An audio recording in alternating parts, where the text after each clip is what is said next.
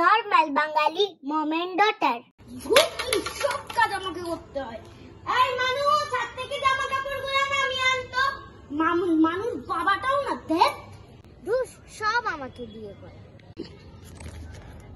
যাই তাতেই মার কাছে যাইব না। আচ্ছা মা আনছি, দাঁড়াও। মানু এদিকে আয়।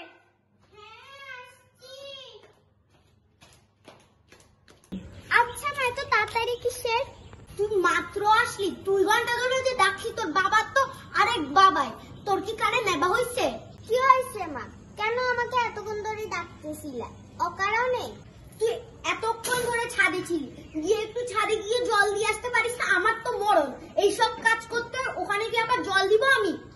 ধুর আমার এক জ্বালা হইছে, এখন যদি না যায় মা আমাকে তো মেরেই ফেলবে। ধুর মা তো মনে হয় আমাকে আর বাঁচতেই দিবে। ধুর অবশেষে কাজ শেষ হলো আমার।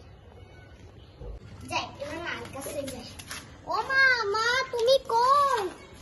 মা, মা, ধুর মাটা যে কই গেল? যাই এবার মার কাছে যাই, মা মনে হয় নিচেই আছে।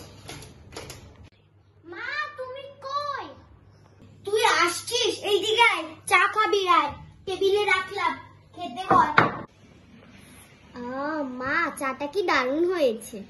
বেশ হয়েছে, চা খেয়ে গিয়ে পড়তে বল। তোর না পরের দিন পরীক্ষা?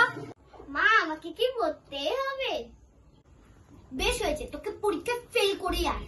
আর ফেল করলে তো আমাদের মুখ নিচুই হবে, আমাদের মুখ তো নিচুই। ওই পিন্টুর মা চিন্টুর বাচ্চাকে বলে কি যে তুই তো পাশ হবি, তুই তো পাশ হবি, কিন্তু নিজে যে পাশ হয়ে চলে আসে, তোকে যতই বল কিন্তু তুই তাও ফেল করে। আমরা তো সূর্যমুখী, আকাশে তো এখনো সূর্যই উঠেনি। মা আমি বলছি। আর যদি ঘুমাস না তোর পিঠে ছাল তুলে না না আমি আর ঘুমাবো না।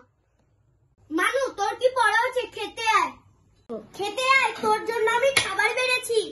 মা আমি না আজ খাবো না, আমার পেট ভরা। তুই আজকে বাইরে থেকে কি খেয়ে আসছিস? মা আমি আছে না বাইরে থেকে বন্ধুদের সাথে চাউমিন খেয়ে আসছি। বাহ বেশ হয়েছে, তুই তো বাইরে থেকে এইসবই খাবি। সারাদিনের ক্লান্তি দূর হলো।